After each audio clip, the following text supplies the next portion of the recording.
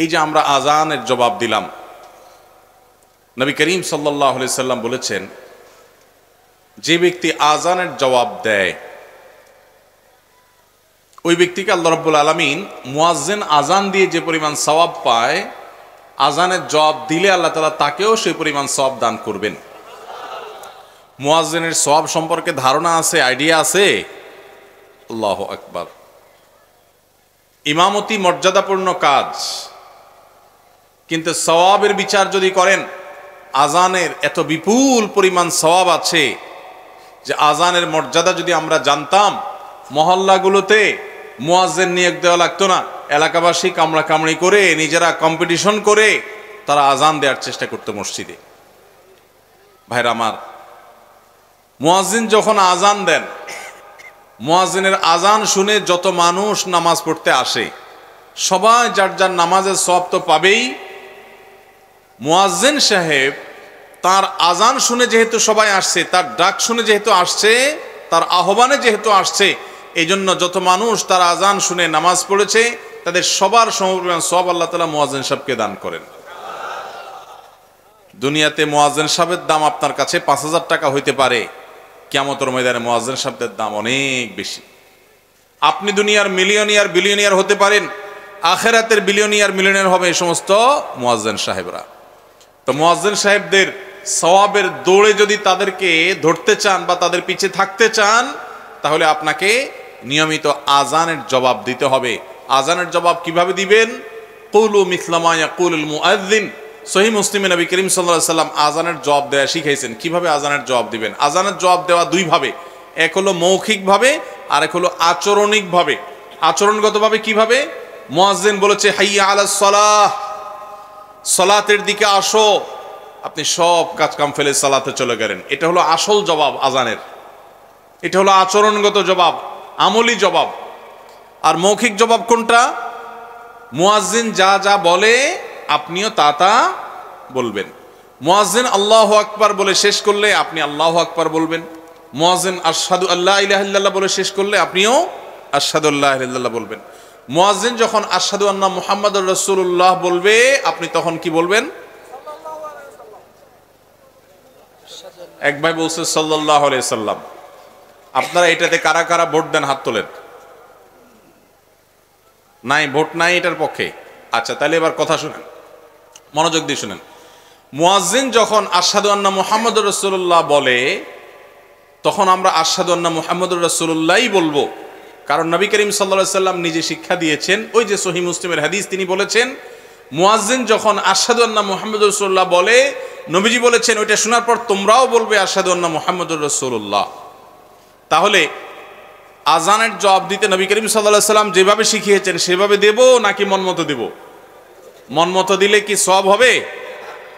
এখন প্রশ্ন হলো, নবীজির নাম শুনছি তো দুরূদ পড়বো না? উত্তর হলো অবশ্যই পড়বো। সেটা হবে আজানের শেষে, সেটা হবে আজানের শেষে। তাহলে আশহাদু আন্না মুহাম্মাদুর রাসূলুল্লাহ যখন বলবো, তখন আমরা আশহাদু আন্না মুহাম্মাদুর রাসূলুল্লাহই বলবো। এদেশে আশহাদু আন্না মুহাম্মাদুর রাসূলুল্লাহ মুয়াজ্জিন যখন বলেন, নবীজি সাল্লাল্লাহু আলাইহি সাল্লামের মহব্বতে হাতে আঙ্গুলে চুমু খেয়ে চোখে লাগানো, এই সংস্কৃতি আমাদের কাছে পরিচিত। কিন্তু আজানের জবাব যে দিতে হয় সুন্নত, সেটা আমাদের কাছে পরিচিত নয়। যেটা নবীজি করতে বলেছেন সেটা আমরা জানি না, যেটা নবীজি করতে নির্দেশ করছেন বলে কোনো প্রমাণ নাই সেটা আমরা সবাই জানি। এই জন্য সঠিকটা আমাদের জানতে হবে এবং আমল করতে হবে। আজানের জবাবে হাইয়া আলাস সালাহ হাইয়া আলাল ফালাহ যখন বলবে, তখন শুধুমাত্র বলতে হবে কি? লা হাওলা ওয়ালা কুওয়াতা ইল্লা বিল্লাহ। লা হাওলা কুওয়াতা ইল্লা কেন বলতে হয়? এর রহস্য আছে। রহস্য হলো, মুয়াজ্জিন যখন বলে হাইয়া আলাস সালাহ, তোমরা সালাতের দিকে আসো, নামাজের দিকে আসো, মুয়াজ্জিন যখন বলে হাইয়া আলাল ফালাহ, তোমরা সফলতার দিকে আসো, তখন আমরা বলি লা হাওলা ওয়ালা কুওয়াতা ইল্লা বিল্লাহ, যার অর্থ হলো কোনো ভালো কাজ করার ক্ষমতা, কোনো মন্দ কাজ থেকে বেঁচে থাকার ক্ষমতা আল্লাহ তৌফিক না দিলে কারোর হয় না।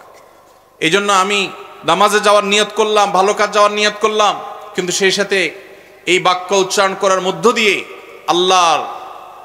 আল্লাহর যে একচ্ছত্র ক্ষমতা সেটা স্বীকৃতি দিলাম এবং প্রকারান্তরে আল্লাহর কাছে সাহায্য চাইলাম যে আল্লাহ তৌফিক দিলে আমি যাব নামাজ। এই জন্য হাইয়া আলাস সালাহ হাইয়া আল ফালাহ বলার সময় লা হাওলা ওয়ালা কুওয়াতা ইল্লা বিল্লাহ পড়তে হয়। এরপর আল্লাহু আকবার লা ইলাহা ইল্লাল্লাহ বলার সময় আবার যা আছে তা আল্লাহু আকবার লা ইলাহা ইল্লাল্লাহ, এইভাবে আজানের জবাব দিতে হয়। আজ থেকে আজানের জবাব দেব তো ইনশাআল্লাহ। এখন প্রশ্ন হলো, এক এলাকায় এই যে অনেকগুলো আজান চলছে, আমরা কয়টার জবাব দেব? এই যে আমরা আজকে কোনটার জবাব দিলাম? সবচেয়ে কাছের যেটা আমি শুনতে পাইলাম, সবচেয়ে নিকটবর্তী যেটা আমি শুনতে পাইলাম, এটা দিলাম।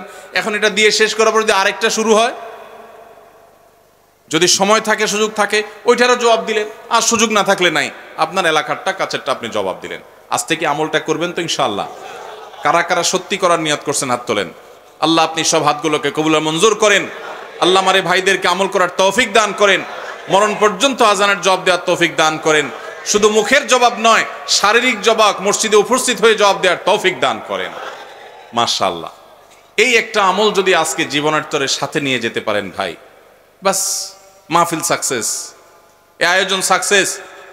আমার ভাইদের এই প্রচেষ্টা, ঢাকা চিটাং থেকে ওনারা আসছেন এলাকাবাসী আপনাদের কল্যাণে। এই মাহফিল থেকে আপনারা চাঁদা তরি কি ওনাদেরকে দিবেন? টাকা পয়সা কোনো খাওয়াবেন দাওয়াবেন? কোনো কিছুই না। তাহলে এলাকাবাসীর কল্যাণে তারা ঈদগাহ, মসজিদ, মাদ্রাসা, মাহফিল, অন্যান্য আয়োজনগুলো করছেন। আমরা যদি সেগুলো থেকে কিছু গ্রহণ করি তাহলে তাদের আয়োজন সার্থক হবে। আর যদি শুধু কানসুক করে চলে যান, যা বলেন ওয়াজ একটা শুনছি আজকে, উল্টে ফেলাইছে একেবারে ওয়াজ করে, কি শুনছেন তার কোনো খবর নাই। আরেকজন আইল ঠেলা যদি বন্ধ না হয়, এ ওয়াজ শুনে লাভ আছে কোনো?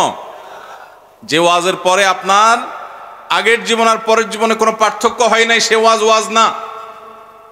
সে ওয়াজ শুনে লাভ নাই, সে ওয়াজ করেও লাভ নাই। যে ওয়াজ আপনার ওয়াজের আগের জীবন আর পরের জীবনের ভিতরে পরিবর্তন করে নাই, আজকে এই মাহফিল থেকে যাওয়ার পরে আপনার ভিতরে যদি কোনো ভাবলেশ না আসে, কোনো পরিবর্তন না আসে, কোনো চেঞ্জ না হয়, তো মনে রাখবেন আপনার এই ওয়াজ শুনে কোনো ফায়দা হবে না। চেঞ্জ করার নিয়ত করেছেন তো ইনশাআল্লাহ? হ্যাঁ আমার, এই যে দূর দূরান্ত পর্যন্ত মাইক লাগানো, রাস্তায় আলেমদের সামনে গাড়ির বহন নিয়ে, বাইকের বহন নিয়ে আসা, এগুলোর বিরুদ্ধে আমি বললাম। যুবক ভাইরা, এগুলোর মধ্যে আপনাদের জন্য বার্তা আছে। 2-4 জন বন্ধু বান্ধব একসাথে হলেই শরীরে একটু ভাব আসে, আসেনি? 5-6 জন বন্ধু বান্ধব নিয়ে যখন মার্কেটে যান, বাজারে যান, রাস্তা দিয়ে চলাফেরা করেন, কলেজ থেকে আসেন, তখন শরীরে একটা ভাব আসে, আসে। এই ভাবের চোটে তখন ধরাকে সরা মনে করে অনেকে। চুন থেকে নুন খসলেই এই বেটা এদিকে আয়, আছে না নাই? মাস্তানি করে ছোট লোকে, বিনয়ী হয় বড় লোকে। টাকা পয়সা দিয়ে মানুষ বড় লোক হয় না, বড় লোক হয় আচার আচরণ আর কাজ কাম দিয়ে। আপনি কি বড় ঘরের মানুষ নাকি ছোট লোক, এটা আপনার আচরণ দ্বারা প্রমাণ হবে। আপনি যদি মাস্তানি মাতবরি করেন, মনে রাখবেন পৃথিবীতে কুকুরের চাইতে বড় মাস্তান কম আছে। কুকুর দেখবেন আপনার মতো 2-4 জন বন্ধু লাগে না, একা একাই হুদাই চিল্লায় দেখবেন, ঠিক না ভাই? ঠিক। আপনার ঠেলার চোটে রিক্সাওয়ালা টিকতে পারে না, গরিব মানুষ টিকতে পারেন না, অসহায় মানুষ টিকতে পারে না। গায়ের জোরে একটু দুর্বল হয়েছে বেচারা, চুন থেকে নুন খসছে, ডেকে এনে চাপ থাপ্পড় দিয়ে বসেন, ঘুষি দিয়া বসেন, গালি দিয়া বসেন।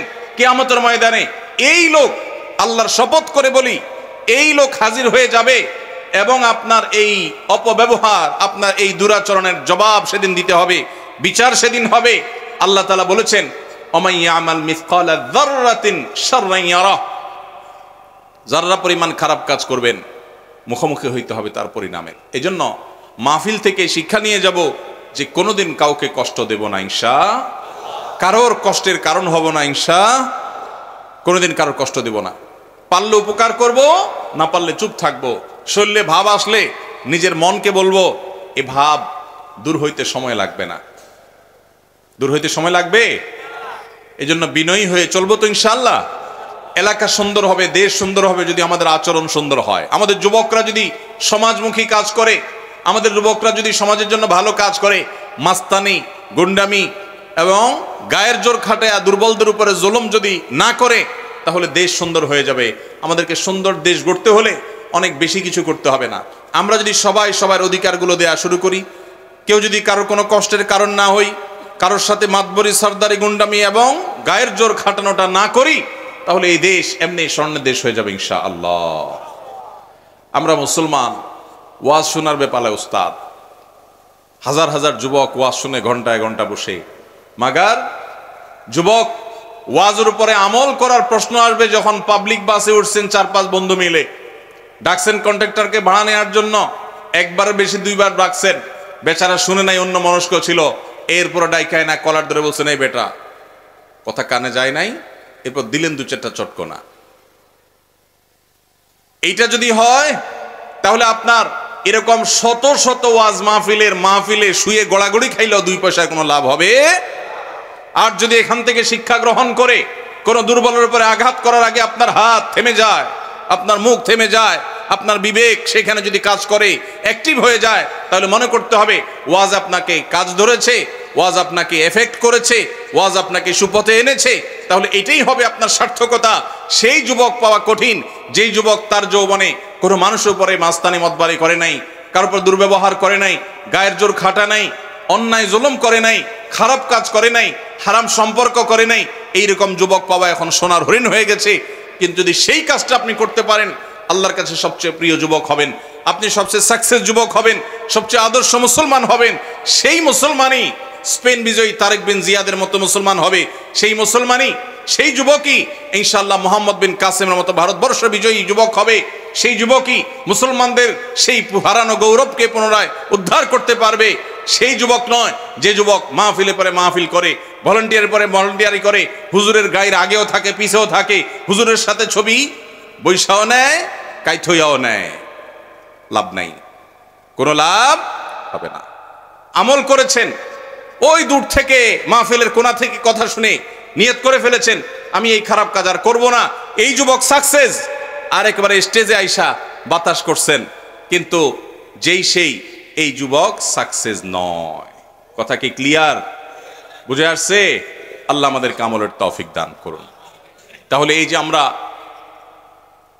আজানের জবাব দেওয়ার কথা শুনলাম, আমল করবো তো ইনশাআল্লাহ। আজ থেকে প্রায় 12-13 বছর আগে সম্ভবত সৌদি আরবে যখন আমি ছিলাম, তখন আমার একটা বক্তব্য আজানের জবাব সংক্রান্ত। এটা শোনার পর সুদূর আমেরিকা থেকে সম্ভবত একজন প্রবাসী বোন, তিনি আমাকে SMS করেছেন, ভাই আপনার এই আজানের জবাব দেয়া সংক্রান্ত ফজিলত শোনার পর আমি একটা প্ল্যান করেছি, প্ল্যানটা ঠিক আছে কিনা বলবেন। আমি তার প্ল্যানটা শুনে জাস্ট অবাক হয়ে গেলাম যে আমি নিজেও তো এইভাবে চিন্তা করে আমল করার কথা আমার মাথায় আসে নাই। তিনি আমাকে বললেন, ভাই আপনার এই আলোচনা শোনার পর আমি মক্কা শরীফের 5 ওয়াক্ত নামাজের লাইভ আজান শুনি, যেটা আমার জন্য আমেরিকার মতো জায়গা থেকে একটু কঠিন হয়। যেই ওয়াক্ত একান্ত না পারে ঘুমের কারণে বাদ যায় সেটা ভিন্ন, বাকিগুলো আমি বাসা বাড়িতে থাকাকালীন সময়ে রেডিওতে বা হয়তো অন্য কোনো উপায়ে তিনি তার লাইভ আজান শুনেন। মক্কার লাইভ আজান, মুয়াজ্জিন সাহেব আজান দিচ্ছেন, শুনে ওই লাইভ আজানের জবাব তিনি দিচ্ছেন। কেন? আমি বললাম এত কষ্ট করার দরকার কি? বলে যে প্রথমত এখানে আজান শোনা যায় না আমেরিকাতে, আমি যেখানে শুনি আসি এখানে মসজিদ থেকে আজানের জবাব শোনার বাস্তা নাই। দ্বিতীয়ত হলো মক্কা শরীফের মুয়াজ্জিনের আজান শুনে তো লক্ষ লক্ষ মানুষ নামাজ পড়ে, এবং তাদের আবার নামাজের সওয়াব 1 রাকাতে 1 লক্ষ। মক্কা শরীফে 1 রাকাতে কত সওয়াব? 1 লক্ষ গুণ। তো তাদের যেহেতু একজনের 1 রাকাতে 1 লক্ষের সওয়াব হয়, আবার সংখ্যায়ও যদি লক্ষ লক্ষ মানুষ, তাহলে সেই আজানের জবাব যদি দেই, তাহলে এই যে লক্ষ লক্ষ মানুষের কোটি কোটি সওয়াব, এগুলো ওই যে মুয়াজ্জিন আজান দিয়ে পাচ্ছেন, আমি জবাব দিয়ে যদি তার মতো সওয়াব পাই, তাহলে তো আমার অ্যাকাউন্ট, আমার আমল নামা সওয়াবে পরিপূর্ণ হবে। এই জন্য হুজুর আমি কষ্ট হওয়া সত্ত্বেও সৌদি আরবের মক্কার সে আজানকে ফলো করি। আরো 12-14 বছর আগের ঘটনা। তার এই SMS পাওয়ার পর আমি নিজে আপ্লুত হয়ে গেছি যে আল্লাহ, আমিও তো এইভাবে চিন্তা করি নাই যে আমলের জন্য এতটা পাগল পড়া হওয়া যায়। আমাদের বোনরা আমলের ক্ষেত্রে অনেক এগিয়ে, আমাদের পুরুষদের চাইতে বাংলাদেশেও আমি দেখেছি, সর্বকালেই অবশ্য সব সমাজেই আমাদের মা বোনরা বরাবর এগিয়ে থাকেন। আল্লাহ তাআলা আমাদের মা বোনদেরকে দ্বীনের জন্য কবুল এবং মঞ্জুর করেন। আমরাও এখান থেকে শিক্ষা গ্রহণ করব, নেক আমল করার ক্ষেত্রে কম্পিটিশন করব। একটা আমল আজকে শিখলাম, মৃত্যু পর্যন্ত যেন এটা না ছুটে, চেষ্টা করা যাবে না ইনশাআল্লাহ? আল্লাহ তাআলা আমাদের সবাইকে তৌফিক দান করুন। ভাইরা আমার হাতে অল্প কয়েক মিনিট সময় আছে, আমি আরেকটা আমলের কথা বলে শেষ করব ইনশাআল্লাহ। সবাই শোনার জন্য প্রস্তুত আছেন তো ইনশাআল্লাহ? আজ কয়েক ঘন্টা আগে সূর্য যখন ডুবছে, এর সাথে সাথে একটি নতুন মাস শুরু হয়েছে। সে মাসটার নাম কি?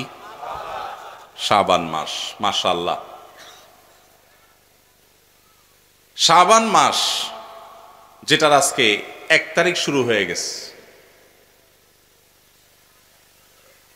চন্দ্রবর্ষে রাত আগে আসে, এজন্য তারিখের হিসাব শুরু হয় সূর্য ডুবে গেলে, তখন থেকে নতুন দিন শুরু হয়।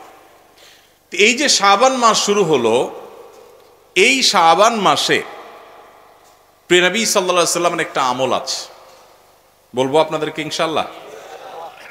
কিন্তু আমলটা করার চেষ্টা করতে হবে। এই প্রমিস, এই ওয়াদা আমার সাথে আগে আসতে হবে। কারা কারা চেষ্টা করবেন বলেন, হাত তোলেন দেখি। আল্লাহ আমাদের সব ভাইকে আমলের তৌফিক দান করুন আল্লাহ।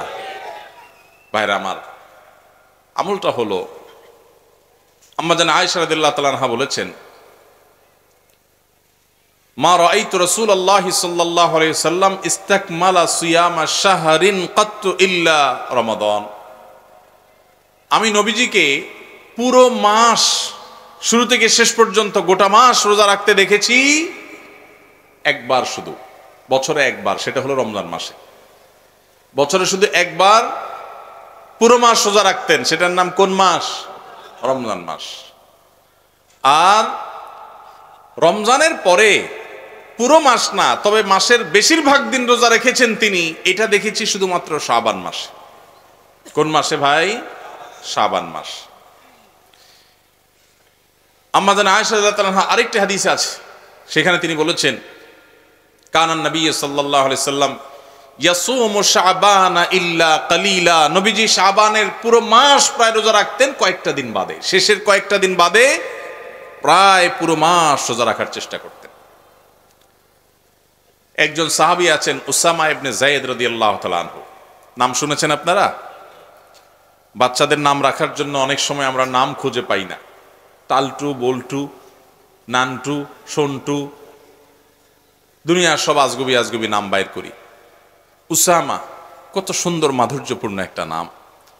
নবীজি সাল্লাল্লাহু আলাইহি সাল্লামের অত্যন্ত আদরের একজন সাহাবী যায়েদ রাদিয়াল্লাহু তাআলা আনহু, তার ছেলে উসামা ইবনে যায়েদ, নবীজি সাল্লাল্লাহু আলাইহি সাল্লাম নাতির মতো আদর করতেন, স্নেহ দিতেন, ছোট মানুষ ছিলেন। উসামা ইবনে যায়েদ রাদিয়াল্লাহু তাআলা আনহু, এই যে উসামার নামে নাম রাখতে পারেন ছেলেদের, উসামা সুন্দর। আমরা আজকাল শর্ট সংক্ষেপ নাম খুঁজি, 3 অক্ষরের নাম, উসামা 3 অক্ষরের নাম রাখা যায়। তো যাই হোক, উসামা ইবনে যায়েদ রাদিয়াল্লাহু তাআলা আনহু তিনি বলেন, আমি নবীজি সাল্লাল্লাহু আলাইহি সাল্লামকে জিজ্ঞাসা করলেন, হে আল্লাহর রাসূল, তিনি বলেন যে আমি জিজ্ঞাসা করলাম, হে আল্লাহর রাসূল, মা লাম আরাকা তাসুমু ফি শাবান মা লা তাসুমু ফি গায়রি। আপনাকে দেখি আপনি শাবানে যত রোজা রাখেন অন্য কোন মাসে এত রোজা রাখেন না, কারণটা কি? হেতু কি? এই মাসে এত বেশি রোজা রাখার কারণটা কি? রোজার মাস তো রমজান মাস, কিন্তু শাবানে আপনি বেশি বেশি রোজা কেন রাখেন? নবীজি সাল্লাল্লাহু আলাইহি সাল্লাম তখন উসামা ইবনে যায়েদ রাদিয়াল্লাহু তাআলাকে বলেছেন 2টি কারণ। কটি কারণ? মনোযোগ দিয়ে শুনতে হবে কিন্তু। এই হাদিসটাই আপনি বাসায় গিয়ে আপনার মায়ের সাথে, আপনার স্ত্রীর সাথে, আপনার বন্ধু বান্ধবের সাথে যেন শেয়ার করতে পারেন, সেভাবে মনোযোগ দিয়ে শুনবেন। ওয়াজ মাহফিলের কথা বেশিরভাগই হারায় যায়, হারায় গেলে চলবে না ভাই। আমি কষ্ট করে ঢাকা থেকে আসছি, আমার ভাইয়েরা কষ্ট করে আয়োজন করেছেন, আপনারাও কষ্ট করে আসছেন, সার্থক হতে হবে, এখান থেকে নিয়ে যেতে হবে। হাদিসটা ভালো করে মনে রাখবেন। নবীজি সাল্লাল্লাহু আলাইহি সাল্লাম শাবান মাসে বেশি বেশি রোজা রাখতেন দেখে তার আদরের সাহাবী, নাতির মতো স্নেহ করতেন যাকে, উসামা ইবনে যায়েদ রাদিয়াল্লাহু তাআলা আনহু, তিনি প্রশ্ন করেছেন কাকে? নবীজিকে। কি প্রশ্ন করেছেন? যে হে আল্লাহর রাসূল, আপনাকে শাবানে এত বেশি রোজা রাখতে দেখি, অন্য কোনো মাসে এত নফল রোজা আপনি রাখেন না, কারণটা কি? তখন নবীজি কয়টা কারণ বলেছেন? 2টা কারণ। নাম্বার 1, তিনি বলেছেন যাকা শাহরুন ইয়াগফুলুন নাসু বাইনা রজব ওয়া রমাদান। শাবান মাসের দুই ধারে দুই প্রান্তে দুটি মাস আছে, যে দুটি মাস অনেক মহিমান্বিত মর্যাদাপূর্ণ। শাবানের আগের মাসটার নাম কি ভাই? রজব। এই রজব মাসটা মহিমান্বিত কোন কারণে? মেরাজের কথা বলছেন। রজব মাসটা কেন মর্যাদাপূর্ণ, কেন এর মর্যাদা বেশি?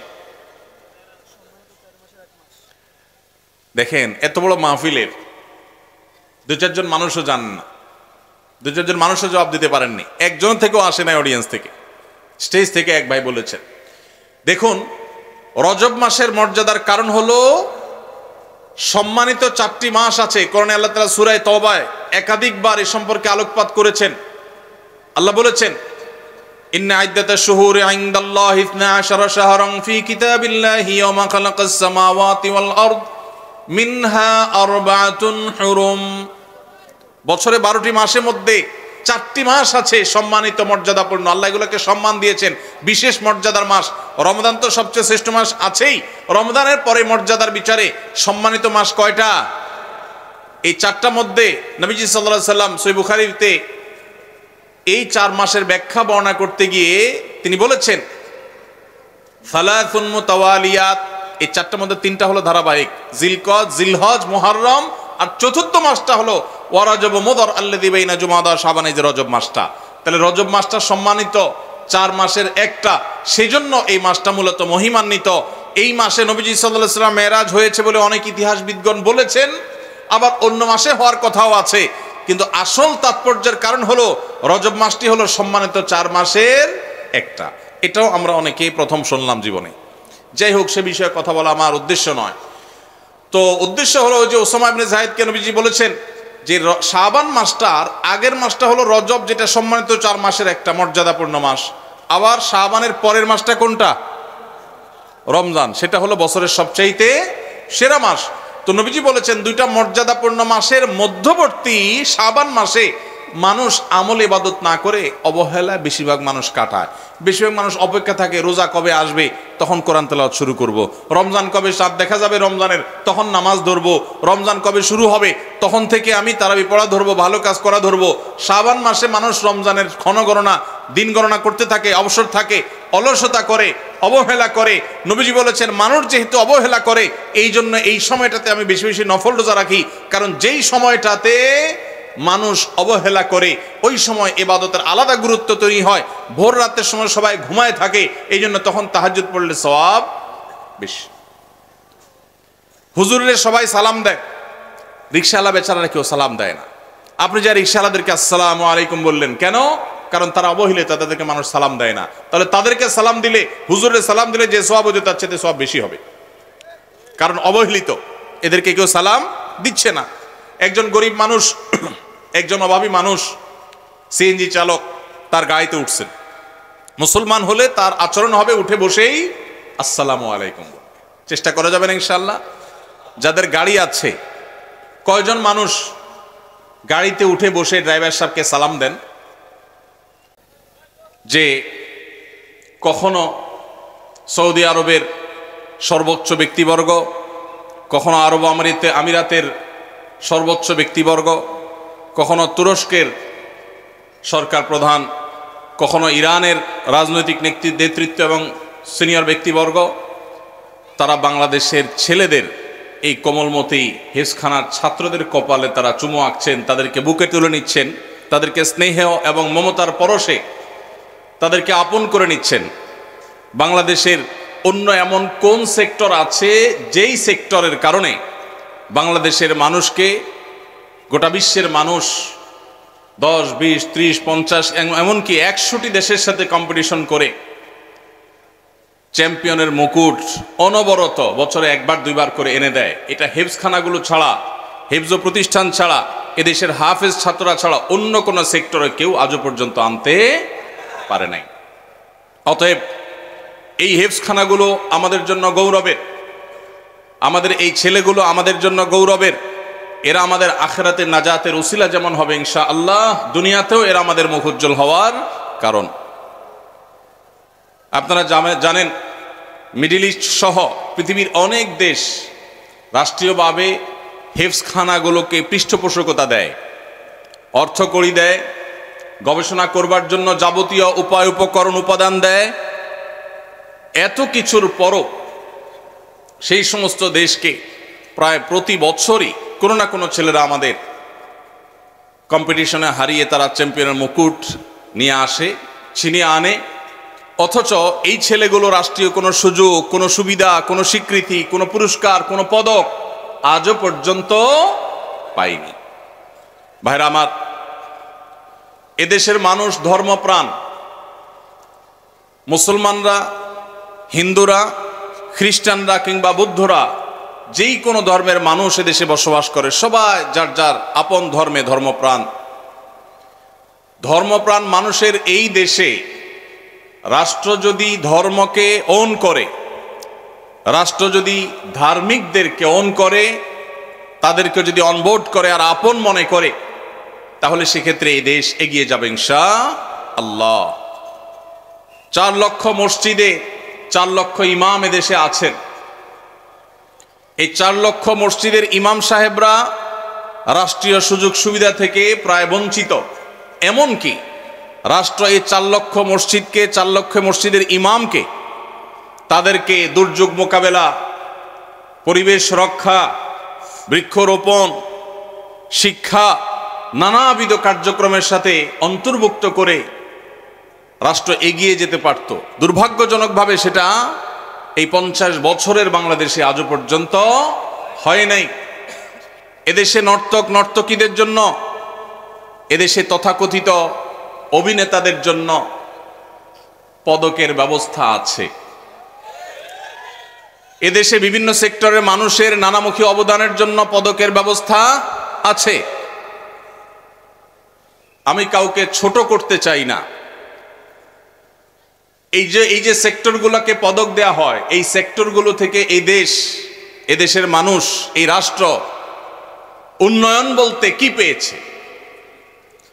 কিন্তু মসজিদের ইমাম সাহেবদেরকে সম্মানিত করবার জন্য, শ্রেষ্ঠ ইমামকে তুলে আনবার জন্য, ইমাম সাহেবদের মধ্যে ভালো কাজ করবার যে কম্পিটিশন, যে প্রতিযোগিতা হওয়া দরকার, সেজন্য বাংলাদেশে শ্রেষ্ঠ ইমাম নির্বাচন করে ইমাম সাহেবদেরকেও পদক দেওয়া উচিত, হাফেজদেরকে পদক দেওয়া উচিত, মাদ্রাসার শ্রেষ্ঠ শিক্ষকদেরকে পদক দেওয়া উচিত।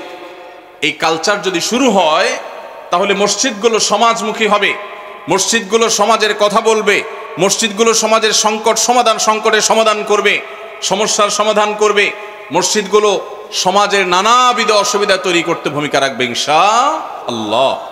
অতএব আমরা আশা করব, এই যে 6টি হাফেজ ছাত্রকে আমরা পাগড়ি প্রদান করলাম, এলাকাবাসী এবং উদ্যোক্তারা, মাদ্রাসার আয়োজকরা তাদের নিজ খরচে, নিজ উদ্যোগে এটি করেছেন। আল্লাহ তাদেরকে উত্তম বিনিময় দান করুন, বলুন আমিন। সেই সাথে আমরা আমাদের রাষ্ট্রের কর্তা ব্যক্তিদের কাছে বিনীতভাবে অনুরোধ জানাতে চাই, তারাও যেন এই ছেলেগুলোকে মূল্যায়ন করে। এদেরকে মূল্যায়ন করলে দেশ পিছিয়ে যাবে না, এগিয়ে যাবে ইনশাআল্লাহ। জুজুর ভয় করে আমাদের রাষ্ট্র সব সময়, বা যারা যখন সরকারে থাকেন তারা তখন হুজুরদেরকে দূর দূর করেন, মনে করেন হুজুরদের সাথে মিশলে যদি আবার বিদেশিরা নাখোশ হয়ে যায়, নারাজ হয়ে যায়। তো এদেশের মানুষের মূল স্রোত যেটা, সেটা ওলামা একরামের স্রোত, দিনদারদের স্রোত।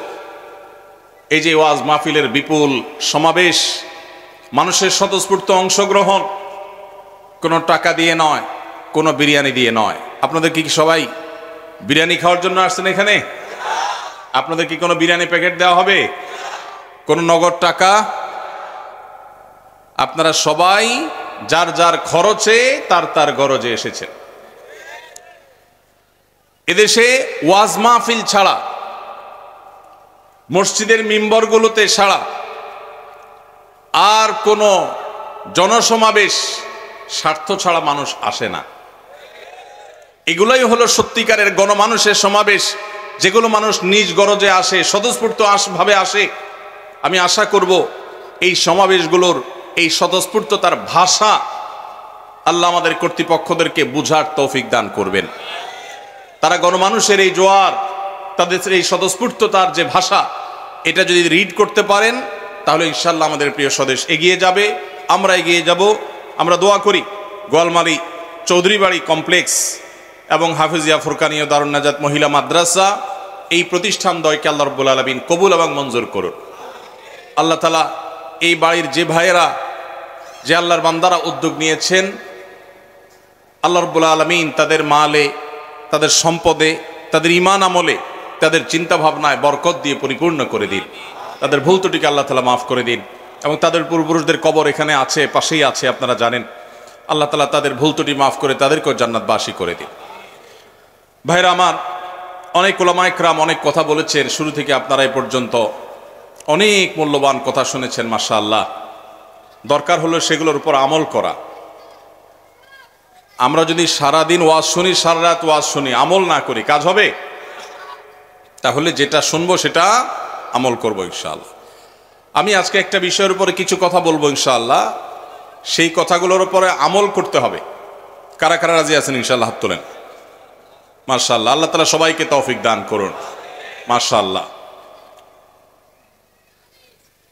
আমার শ্রদ্ধেয় বড় ভাই জনাব মুজিবুর রহমান চৌধুরী পরিবারের বড় সন্তান, অনেক দিন যাবৎ এই প্রোগ্রামটার জন্য তিনি আমাকে বিভিন্নভাবে বলে আসছিলেন। আমি তার প্রতি শ্রদ্ধা রেখে তার অনুরোধে আপনাদের এলাকায় আসার সুযোগ হয়েছে, আলহামদুলিল্লাহ। আমি খুবই খুশি, বিশেষ করে মাদ্রাসার কার্যক্রম এবং এলাকা মানুষের যে শৃঙ্খলা বোধ, এটা দেখে।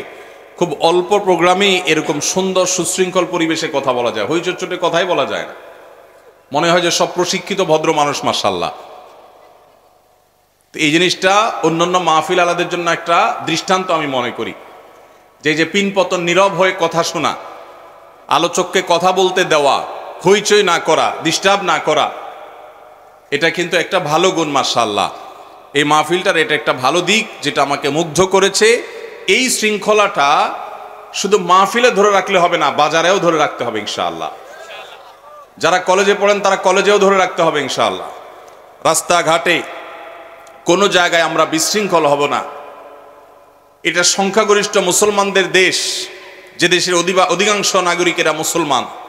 দুর্ভাগ্য আমাদের, এরপরও আমাদের রাস্তাঘাট, আমাদের পাবলিক প্রতিষ্ঠান, আমাদের পাবলিক প্লেস, আমাদের বিভিন্ন জায়গাগুলোতে দেখি যে মানুষ বিশৃঙ্খলা করে, হইচই করে।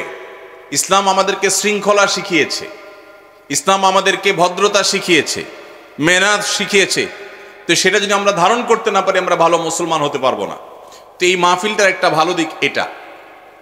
এই মাহফিলের আরেকটা ভালো দিক খুবই গুরুত্বপূর্ণ, সেটা হলো এই মাহফিল বাংলাদেশে হাতে গোনা কয়েকটা মাহফিলের একটি, যে মাহফিল এশারের আগে শেষ হয়ে যাবে ইনশাআল্লাহ। এশারের আগে সাধারণত মাহফিল শেষ হয়, এশার পরে মাহফিল শুরু হয়। এশার পরে যদি মাহফিল শুরু হয় এবং সেই মাহফিল গিয়ে যদি রাত 12টা-1টা পর্যন্ত শেষ হয়, তাহলে মাহফিলে যারা আলোচক, আয়োজক, শ্রোতা, তাদের ফজরের নামাজ পড়তে কি কষ্ট হয় না সুবিধা হয়? তো ফজর নামাজ পড়তে যদি কষ্ট হয়, এরকম মাহফিলকে আদর্শ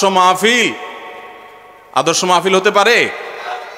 অতএব এই মাহফিলটার একটা বিশেষ ভালো দিক হলো যে এই মাহফিলটা এশার আগেই শেষ হবে। প্রয়োজনে এশার নামাজ একটু দেরিতেই হলো, কিন্তু এশা পড়ে মানুষ বাড়িতে চলে যাবে। রাসূল করিম সাল্লাল্লাহু আলাইহি ওয়াসাল্লামের সারা জীবনের আমল ছিল, কানান নবী সাল্লাল্লাহু আলাইহি ওয়াসাল্লাম ইয়াকরাহুন নাওমা ক্বাবলাল ইশা ওয়াল হাদিস বা'দা। নবীজি এশার আগে ঘুমানো, মাগরিবের পরে এশার আগে এই টাইমে ঘুমানোটা তার কাছে অপছন্দনীয় কাজ ছিল। কারণ অসুখ বিসুখ হলে ভিন্ন কথা, কিন্তু মাগরিবের পরে তিনি ঘুমানোটা পছন্দ করতেন না, মাকরুহ মনে করতেন। আর মাগরিব এশার পরে তিনি কথাবার্তা বলা, আলাপ আলোচনা করা, আড্ডা মারা, এগুলোকে তিনি অপছন্দ করতেন। অথচ আমাদের অনেকের এশার পরে রাত শুরু হয়, আড্ডা শুরু হয়, 12টা-1টার দিকে আমরা বিছানায় যাই। শহর তো শহর, এখন গ্রামেরও এই দশা। দুর্ভাগ্য আমাদের, মুসলমানের সন্তান, মুসলমানের সম্পদ আজ অমুসলমানদের কাছে চলে গেছে। আপনি পৃথিবীর পূর্বে কিংবা পশ্চিমে, উত্তরে কিংবা দক্ষিণে, যেই দেশে যাবেন, যে সমস্ত দেশগুলো জ্ঞান বিজ্ঞানে, শিল্প কলকারখানায়, বিভিন্ন সেক্টরে উন্নতি করেছে, সেই সব দেশের মানুষদের দেখবেন তারা সন্ধ্যার পর পর রাতে তাড়াতাড়ি ঘুমিয়ে পড়ে, আবার ভোরে উঠে কাজ শুরু করে। আর আমরা যারা মুসলমান, আমাদের নবীজি যে শিক্ষা আমাদেরকে দিয়ে গেছেন সেটা তারা ধারণ করছে, অথচ আমরা উল্টাটা করছি। রাতে দেরিতে ঘুমাই, আবার সকালে দেরিতে উঠি। এই বদভ্যাস ছাড়া যাবে তো ইনশাআল্লাহ? এই মাহফিল আপনাদেরকে একটা সুস্পষ্ট বার্তা দিচ্ছে। আমি আমার বড় ভাইকে রিকোয়েস্ট করেছিলাম যে আমি এশার আগে আলোচনা শেষ করব। সাধারণত আয়োজকরা কথা শুনতে চায় না, মানতে চায় না। আলহামদুলিল্লাহ তিনি খুব সুন্দরভাবে এটাকে গ্রহণ করেছেন। আলহামদুলিল্লাহ, যে এশার মাগরিবের পরেও তো মানুষের কোনো অভাব নেই, তাহলে আমরা রাত 12টা-1টা পর্যন্ত যদি মাহফিল করি, অনেক সময় দেখা যাবে পরীক্ষার্থীদের পরীক্ষা আছে, স্কুলগামী বাচ্চাদের পড়ালেখা আছে, অন্য ধর্মাবলম্বী ভাই বোনদের কষ্ট হয়। মাহফিলের মাইকের আওয়াজে যদি অন্য মানুষদের কষ্ট হয়, ডিস্টার্ব হয়, এটা কি দ্বীনের প্রচার হয় না বদনাম হয়? কি বলেন, দ্বীনের প্রচার হয় না দুর্নাম হয়? ভাইরা আমার, এই জন্য মাহফিল হতে হবে আদর্শ মাহফিল। যে মাহফিলে সুন্নার চর্চা নাই, সে মাহফিল থেকে হেদায়েত আশা করা যায় না। আপনারা যারা বিভিন্ন মাহফিলের সাথে ইনভলভ আছেন, বিভিন্ন মাহফিল আয়োজনের সাথে সম্পৃক্ত আছেন, আমি বিনীতভাবে অনুরোধ করতে চাই, গভীর রাত পর্যন্ত মাহফিলের এই সংস্কৃতি আমাদের বন্ধ করতে হবে। এটা কোনো সুন্নাহ সম্মত সংস্কৃতি হতে পারে না। এবং মাহফিলের মাইক দূর দূরান্ত পর্যন্ত যদি লাগানো হয়, গভীর রাত পর্যন্ত যদি বাজানো হয়, তাহলে সেক্ষেত্রে অনেক মানুষ আছেন হার্টের রোগী, তাদের অনেক কষ্ট হয়। অসুস্থ মানুষ বিকট আওয়াজ তারা সহ্য করতে পারেন না, তাদের কষ্ট হয়। শহরে বিশেষ করে ঢাকা, চট্টগ্রাম, বড় বড় শহরগুলোতে বিশেষ করে গভীর রাত পর্যন্ত হাই ভলিউম দিয়ে মাইক বাজিয়ে ওয়াজ মাহফিল করা, এটা কোনো কোনো ক্ষেত্রে দ্বীনের প্রচারের চাইতে বদনাম বেশি হচ্ছে, দ্বীনের লাভের চাইতে ক্ষতি বেশি হচ্ছে। ধর্মীয় কাজ, এজন্য মানুষ ভয়ে কিছু বলতে পারে না, কিন্তু মনে মনে বীতশ্রদ্ধ হয়। আপনি মানুষকে দ্বীনের প্রতি আহ্বান করছেন না, দ্বীন থেকে আরো দূরে ঠেলে দিচ্ছেন। এই জন্য মাহফিল আয়োজনের ক্ষেত্রে আমাদেরকে দায়িত্বশীলতার পরিচয় দিতে হবে। আল্লাহ আমাদেরকে তৌফিক দান করুন। কিন্তু এই মাহফিলের দুইটা সমালোচনার দিক আছে। আমি কি সেটা বলতে পারি? না শুধু পাম্পটি দেব? শুধু পাম্পটি দিলে হবে? সম আলোচনা থাকতে হবে, ভালো মন্দ দুইটারই আলোচনা থাকতে হবে, তাহলে সামনে আপনারা সেটা সংশোধন করতে পারবেন। এই দুইটার মধ্যে 1 নম্বর হলো, বক্তাকে অনেক দূর থেকে রিসিভ করে সামনে 50টা মোটরসাইকেল বাঁশি বাজাইতে বাজাইতে, হুঁচিল দিতে দিতে, রাস্তাঘাট বন্ধ করতে করতে আসা, এটা আমার খুব অপছন্দনীয় একটা কাজ। এই কাজটা আজকে আপনারা করছেন, কি আপনারা নাখোশ হইতেছেন? যাতে ভবিষ্যতে এটা না করেন সেজন্য বলতেছি, না হলে নাও বলতে পারতাম। আর এটা চৌধুরী সাহেবদের পার্সোনালি বলতে পারতাম, কিন্তু এটা চৌধুরী সাহেবদের কাজ না, তো এটা কাজ আপনাদের, এই জন্য আপনাদের বলা। আমাদের যুবক ভাইরা আপনারা অতি উৎসাহী, ভাইরাল হুজুরের সাথে একটু ছবি তুললাম, তাহলে এটা কি আল্লাহর জন্য হলো না দুনিয়ার ধান্দা হইলো? এটাতে কি সওয়াব আশা করা যায় না গুনাহ আশা করা যায়? দুনিয়ার ধান্দা যদি এই কাজ করেন, রাস্তাঘাটে মানুষের চলাচল বন্ধ করে দেন, এটা কখনো ভালো কাজ হতে পারে না। কয়দিন আগে কসবা এক প্রোগ্রামে এরকম অনেকগুলো মোটরসাইকেল সামনে, তো আমি আমার ড্রাইভার সাহেবকে বললাম, খুব কৌশলে এদেরকে অ্যাভয়েড করে পাশ কেটে চলে যাও। পরে আমার ড্রাইভার সাহেব খুবই সচেতনভাবে, খুবই সচেতনতার সাথে কৌশলে তিনি তাদের পাশ কেটে চলে গেছেন। তারা পিছনে নারা তাকবীর দিচ্ছে তো দিচ্ছেই, আমরা চলে গেছি বহুত আগে। তো এইখানে চৌধুরী সাহেবের সম্মানার্থে ওই কাজ আমি করি নাই। কিন্তু আপনারা যুবক ভাইয়েরা বিভিন্ন মাহফিলে এইভাবে এই যে ওলামা একরামকে আপনারা করণ দিয়ে নিয়ে যান, এটা আলেমদেরকে মহব্বত করেই হয়তো অনেকে করেন, অনেকে হয়তো দ্বীনের জন্য বা আলেমদের প্রতি ভালোবাসা থেকেই করেন, কিন্তু এটাতে মানুষের স্বাভাবিক চলাচল ব্যাঘাত হয় না? হয় না? এই স্বাভাবিক চলাচল যদি ব্যাঘাত হয়, তাহলে সেক্ষেত্রে সেটা কখনো ভালো কাজ হতে পারে না। আমরা অনেকে এগুলো করি, দ্বীনি কাজ, ধর্মের কাজ, ইসলামের কাজ। মানুষ হয়তো আপনাকে কিছু বলছে না, একজনের তাড়াতাড়ি যাওয়া দরকার, একটা অ্যাম্বুলেন্স হয়তো রুগী আছে, আপনি আপনার মেহমান রে স্বাগতম জানাবেন, আপনার ঘরে আয়না ভালো করে স্বাগতম জানান, কিন্তু পাবলিক প্লেসে মানুষের রাস্তা চলাচল বন্ধ করে আপনি স্বাগতম জানালে এটা কখনো গ্রহণযোগ্য হতে পারে না। কিন্তু মাহফিলগুলোতে কিছু যুবক ছেলেফেলেরা আছে, তারা নাছড় বান্দা, না না আমরা হুজুরে আনবই আনবো, হুজুরে আনবই আনবো। এই যে হুজুরের প্রতি অতিভক্তি, এই অতিভক্তি কখনো ভালো হতে। এক এলাকায় একজন পীর সাহেব ছিলেন। এই পীর সাহেব তার নদীর দুই পাশে মুরিদ ছিল, উত্তর পাড়ে দক্ষিণ পাড়ে, দোনো পাড়ে মুরিদ ছিল। উত্তর পাড়ায় মুরিদ এবং দক্ষিণ পাড়ার মুরিদ, তারা পীর সাহেবের জীবদ্দশায় বিতর্কে লিপ্ত হলো যে পীর সাহেব হুজুর মারা গেলে কবরটা কি তোমাদের এখানে হবে নাকি আমাদের এখানে হবে, এটা নিয়ে গন্ডগোল দেখা দিল। উত্তর পাড়ার লোকেরা বলছে অবশ্যই উত্তর পাড়ে হইতে হবে, দক্ষিণ পাড়ার লোকেরা বলছে অসম্ভব, এখানেই হইতে হবে কবর। এটা নিয়ে যখন গন্ডগোল দেখা দিছে, তখন এবার উত্তর পাড়ার লোকেরা তারা দেখলো যে আমরা তো একটু দুর্বল, হুজুর মরলে কবরটা তো আমরা পাবো না, এখানে বরকত তো পাবো না। তো এই জন্য ওরা রাতে হুজুরকে ধরে এনে মেরে কবর দিয়ে দিস। এই ভক্তি কি ভালো না খারাপ? তো এখন হুজুরের ভক্তি করতে গিয়ে যদি আপনি মানুষের ক্ষতি করেন, রাস্তাঘাটে চলাচলে ব্যাঘাত সৃষ্টি করেন। আপনারা তো অল্প একটু দিছেন, কক্সবাজার দিয়ে গেলে দেখা যায় 10 কিলোমিটার 20 কিলোমিটার থেকে 200 মোটরসাইকেল নিয়ে করতেছে। রাজনৈতিক নেতাদের এগুলার দরকার হয়, আলহামদুলিল্লাহ আলেমদের এগুলার প্রয়োজন। আলেমদেরকে মানুষ দিলের গভীর থেকে ভালোবাসে, ভয়ের চোটে ভালো। এদেশে সালাম বেশি প্রায় 2 শ্রেণীর মানুষ, হুজুররা পায় আর রাজনৈতিক নেতারা পায়। রাজনৈতিক নেতাদেরকে অনেক ক্ষেত্রে সালাম দেয় ভয়ে, আর হুজুরদেরকে সালাম দেয় হলো শ্রদ্ধা এবং ভালোবাসায়। অতএব ওলামায়ে কেরামের শ্রদ্ধা এবং ভালোবাসায় এই সমস্ত লোক দেখানো কাজ করার দরকার নাই। আমরা অন্তঃস্থল থেকে তাদেরকে গভীরভাবে ভালোবাসা দেবো ইনশাআল্লাহ। দ্বিতীয় যে জিনিসটি খারাপ লেগেছে সেটা হলো, আমি কাছাকাছি আসার সময় আমি খেয়াল করলাম কোন একজন আলোচক আলোচনা করছেন। সে আলেমের, সে আলোচকের আলোচনা বন্ধ করে দিয়ে তাকবীর শুরু করে দিছে। আলেম কোরআন এবং হাদিস থেকে যখন কথা বলবেন, কোরআন হাদিসের কথার চাইতে কি আরেক আলেমকে অভ্যর্থনা জানাটা বেশি গুরুত্বপূর্ণ হতে পারে? কোন আলেমের গুণগান কি আল্লাহর গুণগানের চাইতে বড় হতে পারে? তাহলে আল্লাহর গুণগান চলছে, সেটা বন্ধ করে যদি আলেমের গুণগান করেন আর আলেমকে তাকবীর দেন, সে আলেম যদি আমি নিজেও হই, যতই পাম্পটে দেন আমি খুশি হব না। বুঝে আসছে? আজান যেহেতু হচ্ছে, আমরা একটু আজানের জবাব দেই। আজানের জবাব দেওয়া জানা আছে তো? মুয়াজ্জিন যা যা বলে সাথে সাথে বলতে হবে। এই যে আজানটা কাছাকাছি, এখান থেকে শোনা যাচ্ছে আল্লাহু আকবার আল্লাহু আকবার আল্লাহু আকবার আল্লাহু আকবার। সালাম দেয়া তো দূরের কথা, উল্টা বেশিরভাগ গাড়ি মালিকদের একটা বদ অভ্যাস আছে, একটা বাজে স্বভাব আছে। আমাদের দেশে একটা বাজে কালচার প্রচলিত আছে, সেটা হলো গাড়ি মালিকরা গাড়ির কাছে আসেন, এসে ভূতের মতো অনেকে দাঁড়ায় থাকেন। ভেতর থেকে ড্রাইভার সাহেব বের হয়ে আসবে, ওনার দরজাটা খুলে ধরে রাখবে, তারপর উনি ভেতরে বসবে। এই কালচারটা দেখছেন না দেখেন নাই? এই কালচারটাকে কেন খারাপ কালচার বলেছি?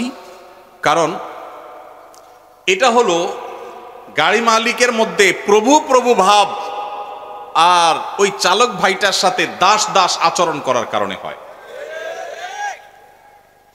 যে কাজে আপনার সহযোগিতা লাগবে, আপনার গাড়ি চালক, আপনার ব্যক্তিগত সহকারী, অবশ্যই তিনি আপনার সহযোগিতা করবেন। যেখানে কোনো সহায়তা দরকার নাই, হুদাই শুধু ভাব জাহির করার জন্য যেটা করবেন, এটা কখনো কোনো মুসলমানের আচরণ হতে পারে না।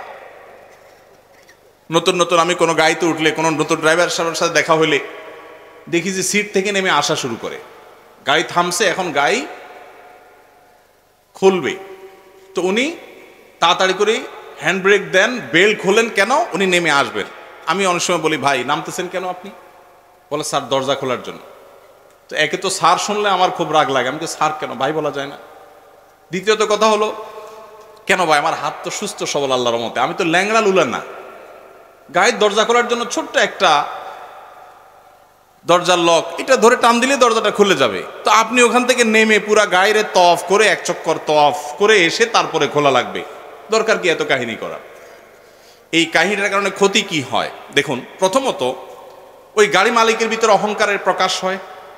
দ্বিতীয়ত হলো গাড়ি চালক গাড়িটাকে স্টার্টিংয়ে রেখে এসে এই যে দরজা খুলতে পুরো গাড়িটা তওয়াফ করে আসা লাগে, এখানে অতিরিক্ত সময় নষ্ট হয় কি হয় না? এখানে গাড়ি চালকের সাথে দাসসুলভ আচরণ করা হয়, এটা আরেকটা।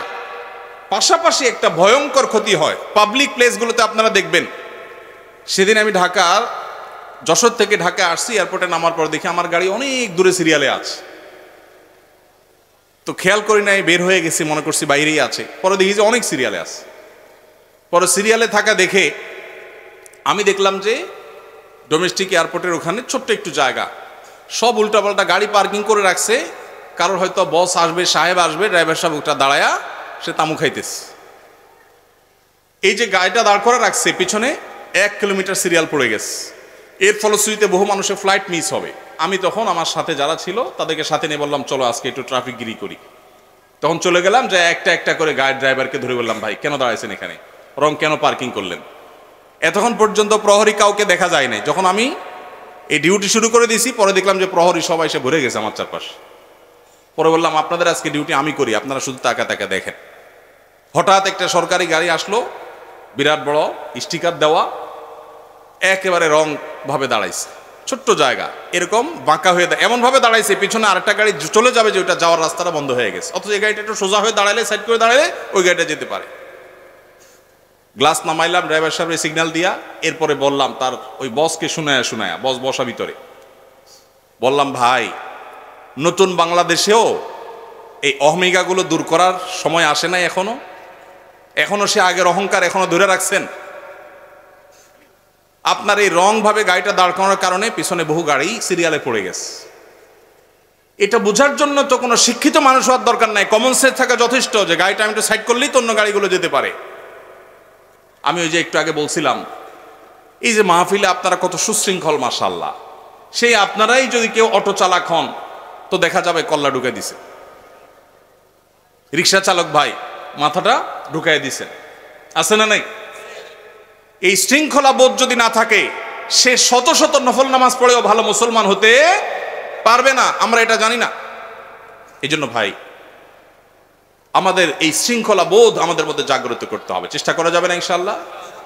পরে এয়ারপোর্টে এসে আমার ডিউটি, কয়েক মিনিট ডিউটি করার পর দেখলাম যে মাশাআল্লাহ পুরা রাস্তা ক্লিয়ার হয়ে গেছে। এরপর পানির মতো গাড়ি চলে যাচ্ছে, জ্যাম ট্যাম আর থাকলো না। আমাকে ওখানকার দায়িত্বরত ভাইরা বললেন, ভাই আপনি সরেন, আমরা দেখতেছি। আমাকে আপনারা এতক্ষণ কইছিলেন, আজকে ডিউটি আমিই করবো ইনশাআল্লাহ, বেতনটা আপনারা নিয়েন। তো আলহামদুলিল্লাহ মানুষগুলো সরে গেছে। তো এই জন্য ভাই, এই শৃঙ্খলা বোধটা অনেক বড় একটা ব্যাপার।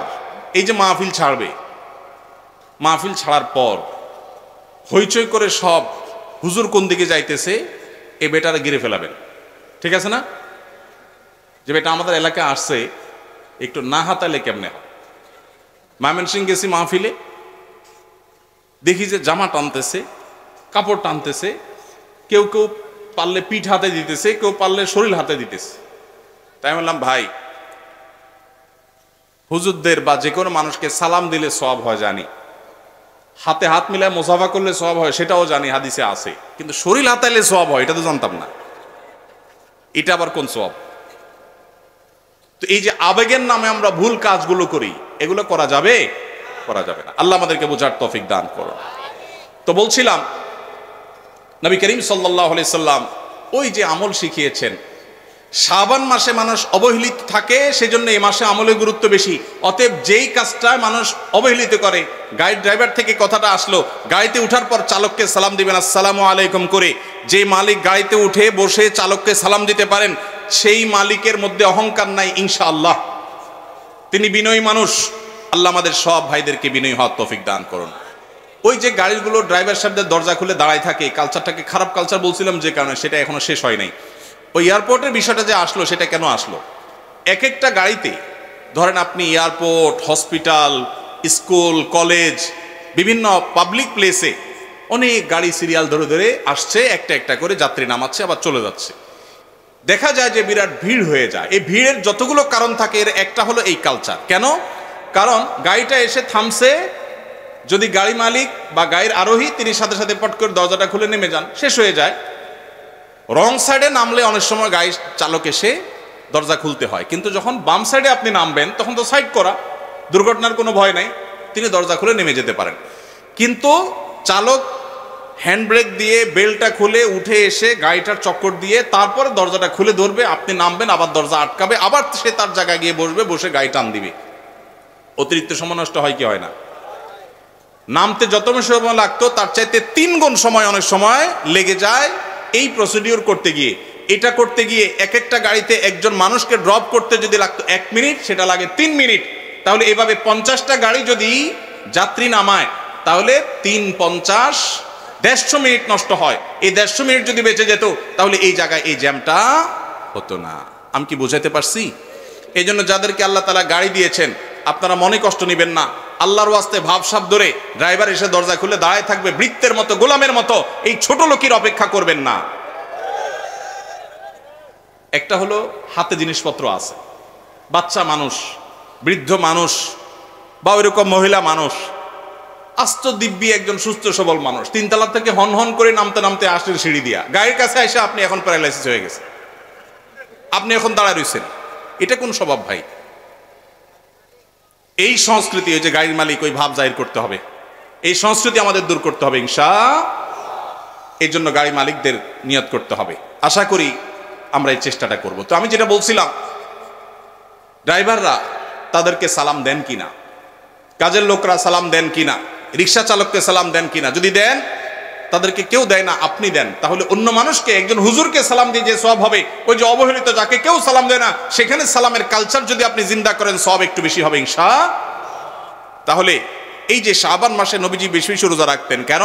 কারণ অবহেলিত মানুষ কেউ এটা করে না, এই জন্য তিনি বিশেষভাবে এই মাসে নফল রোজা রাখতেন। এই জন্য তার অনুসরণে আমরাও রাখবো। দ্বিতীয় কারণ তিনি বলেছেন কেন তিনি এই মাসে বেশি রোজা রাখেন, ওই যে ওসামা ইবনে যায়েদ রাদিয়াল্লাহু আনহুকে 2টা কারণ বলেছেন। এর মধ্যে একটা হলো শাবান মাসটাতে মানুষ অবহেলিতা করে, আমল ইবাদত একটু কম করে, কারণ রমজান আসবে আসবে বলে অপেক্ষা করে, সেজন্য তিনি এই মাসে বেশি বেশি আমল করেন, কারণ অবহেলার টাইমের আমলের গুরুত্ব একটু বেশি। দ্বিতীয় কারণ হলো তিনি বলেছেন যাকা শাহরুন ওয়া হুয়া শাহরুন তুরফাউ ফীহিল আমালু ইলা রাব্বিল আলামিন। শাবান মাসে বান্দার আমলনামা আল্লাহর কাছে উপস্থাপন করা হয়, ফেরেশতারা রিপোর্ট জমা দেয়। ফাউহিব্বু আন ইউরফা আমালি ওয়া আনা সাইম, নবীজি বলেছেন আমি চাই আমার আমলনামা যখন ফেরেশতাদের কাছে পেশ করা হবে তখন আমি যেন রোজাদার থাকি। কারণ আপনি কোথাও চাকরি করেন, সিরিয়াস ডিউটি করেন, একবারও আপনার বস আসে না, একটু মোবাইলটা মাত্র হাতে নিছেন ফেসবুকটা টিপার জন্য, আর তাকায় দেখেন পিছের দিকে বস এসে দাঁড়াইস, মেজাজটা কেমন লাগবে বলেন? খারাপ লাগবে না? আর আপনি অন্য সময় যাই করেন না করেন খুব সিরিয়াস মুডে কাজ করতেছেন, পিছনে তাকায় দেখেন মালিক এসে দাঁড়াইস, কলেজেটা শান্তি হয়ে যাবে না? যাক মাশাআল্লাহ, এই বেচারা এসে আমরা যখন কাজে দেখবে বলবে বাবা খুব ভালো মানুষ, তো বেতন বাড়বে, তাই না? নবীজি সাল্লাল্লাহু আলাইহি সাল্লাম বলছেন যে আমি শাবান মাসে বেশি বেশি নফল রোজা এই জন্য রাখি, ফেরেশতারা আমার সারা বছরের আমলনামা আল্লাহর কাছে রিপোর্ট জমা দেন, সারা বছর কি করেছি না করেছি তার সব হিসাব জমা দেন। আল্লাহ যখন আমার হিসাবের প্রতি মনোনিবেশ করেন, ওই অবস্থায় যদি আল্লাহ সুবহানাহু ওয়া তাআলা তিনি দেখতে পান যে তার বান্দা আমি রোজা আছি, তাহলে আল্লাহ একটু অনুগ্রহ করবেন। এই জন্য আমি এই মাসে রোজা রাখি। তাহলে নবীজি সাল্লাল্লাহু আলাইহি সাল্লাম শাবান মাসে রোজা 2টা কারণ পাওয়া গেল। এক তো হলো গাফলতির সময় সেজন্য তিনি রোজা রাখতেন, দ্বিতীয়ত হলো এই মাসে বান্দার আমলনামা পেশ হয় সেজন্য তিনি রোজা রাখতেন। এই 2 কারণ আমাদের বেলায়ও আছে না নাই? তাহলে আমাদের রোজা রাখা উচিত না উচিত না? চেষ্টা করবো তো ইনশাআল্লাহ। ভাইরা আমার, একটা প্রশ্ন আপনাদের মনে হইতে পারে, সেটা হলো আমরা তো শুনছি মানুষের আমলনামা সকালে বিকালে আল্লাহর কাছে জমা হয়, ফেরেশতারা জমা করে, আবার এখন শুনলাম শাবান মাসে জমা হয়, তাহলে 2 রকম হলো যে? এর উত্তর হলো আল্লাহ রাব্বুল আলামিনের কাছে আল্লাহর ফেরেশতারা মানুষের আমলনামাকে 3 ধাপে, 3 স্তরে, 3টা লেয়ারে, 3টা সময়ে আলাদা আলাদা ভাবে উপস্থাপন করে। একটা হলো প্রাত্যহিক রিপোর্ট, প্রাত্যহিক আমলনামা, ডেইলি, প্রতিদিনের আমলনামা সকাল এবং সন্ধ্যায়। সারা রাত আপনি কি করেছেন? ওয়াজ শুনেছেন না গান শুনেছেন? ভালো কাজ করেছেন না মন্দ কাজ করেছেন? সারা রাতে কি করেছেন? প্রত্যেকটা মানুষের হিসাব আল্লাহ রাব্বুল আলামিনের কাছে প্রত্যেকটা ভোরে ওই রাতের ডিউটি থাকা ফেরেশতারা জমা দেন। আবার সারাদিন আমরা যা করি না করি সন্ধ্যায় সারাদিনের ডিউটিতে রত ফেরেশতারা আল্লাহর কাছে জমা দেন। তাহলে বান্দার আমলনামা, বান্দার রিপোর্ট জমা দেওয়া হয়। একটা হলো প্রাত্যহিক, প্রতিদিন। সেটা কখন? সকাল এবং সন্ধ্যা। বান্দার আমল নামা জমা দেওয়া হয় আরেকটা লেয়ারে, সেটা হলো প্রত্যেক সপ্তাহে 2 দিন, সোমবার এবং বৃহস্পতিবার। নবীজি সাল্লাল্লাহু আলাইহি ওয়াসাল্লাম যেন সোমবার বৃহস্পতিবার রোজা রাখতেন, কারণ সোমবার এবং বৃহস্পতিবার বান্দার আমল নামা ফেরেশতারা আল্লাহর কাছে পেশ করেন।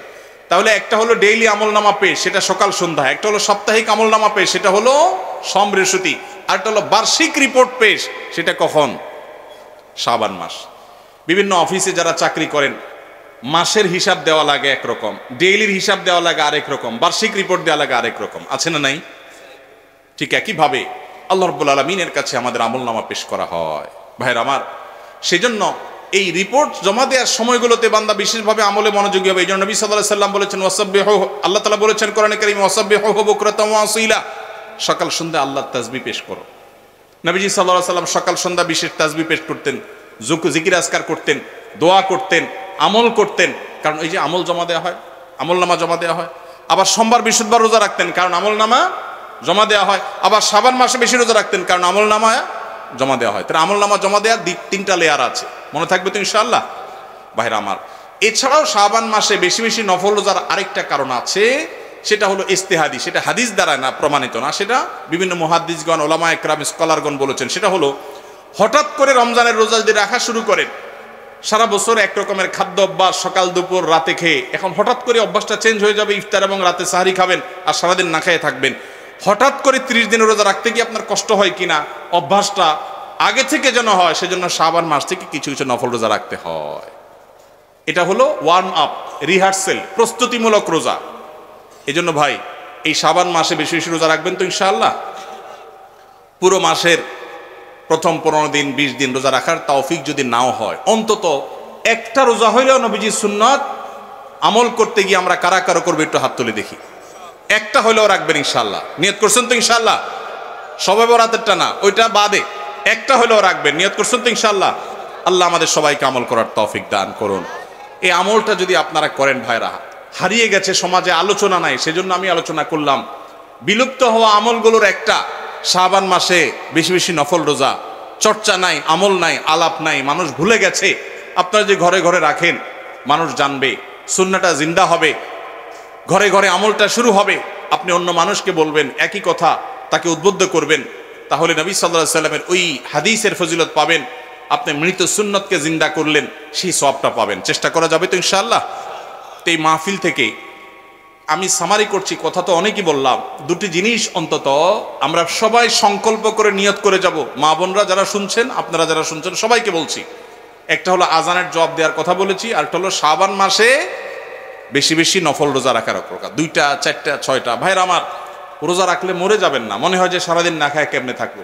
যারা নিয়মিত নফল রোজা রাখেন তারা জান পানির মতো সোজা, কোনো ব্যাপার না, আল্লাহর রহমত। একটু চেষ্টা করলেই হয়, একটু হিম্মত করলেই হয়। চেষ্টা করা যাবে তো ইনশাআল্লাহ, নিয়ত করা যাবে তো ইনশাআল্লাহ। আল্লাহ আমাদের সবাইকে আমলের তৌফিক দান করুন। জাযাকুমুল্লাহু খাইরা ওয়া আখিরু দাওয়ানা আনিল হামদুলিল্লাহি রাব্বিল আলামিন।